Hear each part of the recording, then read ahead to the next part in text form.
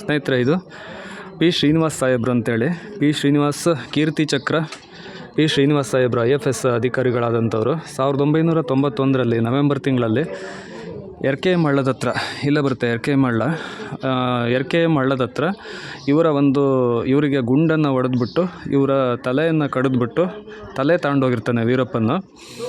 ತಲೆ ತಗೊಂಡೋಗ್ಬಿಟ್ಟು ರಾಮದಾಳಿ ಬೆಟ್ಟ ಅಂತೇಳಿ ಅಲ್ಲಿ ಹಾಕಿರ್ತಾನೆ. ತುಂಬ ವರ್ಷಗಳ ಆದ ನಂತರ ಇವರ ಒಂದು ತಲೆ ಸಿಗುತ್ತೆ. ಆವಾಗ FSL ವರದಿಗಾಗಿ ಅದನ್ನ ಲ್ಯಾಬೊರೇಟ್ರಿ ಕಳಿಸಿದ ನಂತರ ಒಂದು ರಿಪೋರ್ಟ್ ಏನು ಬರುತ್ತೆ ಅದಕ್ಕೂ ಈ ಒಂದು ಇವರ ದೇಹದ ಒಂದು ಬಯಾಲಜಿಕಲಿ ಇದು ಮ್ಯಾಚ್ ಆಗುತ್ತೆ. ಹಾಗಾಗಿ ಈ ಶ್ರೀನಿವಾಸ್ ಸಾಹೇಬರು ಇಲ್ಲಿ ತುಂಬ ವಿಚಾರ ಮಾಡಿದ್ವಿ, ಹಾಗೆಯೇ ಭಾಳಷ್ಟು ವೀಡಿಯೋಗಳನ್ನು ಕೂಡ ನೋಡಿದ್ವಿ. ಅದರಲ್ಲಿ ನಮಗೆ ತಿಳಿದು ಬಂದಿದ್ದೇನೆಂದರೆ ಇಲ್ಲಿ ಎಲ್ಲ ತುಂಬ ಮನೆಗಳನ್ನು ಕಟ್ಟಿಸ್ಕೊಟ್ಟಿದ್ದಾರೆ ಸ್ವಂತ ಖರ್ಚಿಂದ ಈ ಒಂದು ಗೋಪಿನಾಥಂ ಗ್ರಾಮದ ಜನರಿಗೆ. ಹಾಗೆಯೇ ಕೆಲವೊಂದು ಔಷಧಿಗಳನ್ನು ಇವರು ಟ್ರೀಟ್ಮೆಂಟ್ ಆಗಿ ಕೊಡ್ತಾಯಿದ್ರು ಜನರಿಗೆ.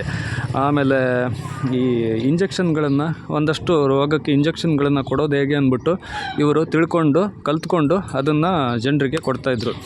ನೋಡಿ ಸ್ನೇಹಿತರೆ, ಇದು ಈ ದೇವಸ್ಥಾನ ಗೋಪಿನಾಥಂ ಅಥವಾ ಸೆಂಗಪಾಡಿ ಅಂತ ಏನು ಹೇಳ್ತೀವಲ್ಲ, ಈ ಒಂದು ಗ್ರಾಮದ ಮಧ್ಯಭಾಗದಲ್ಲಿದೆ.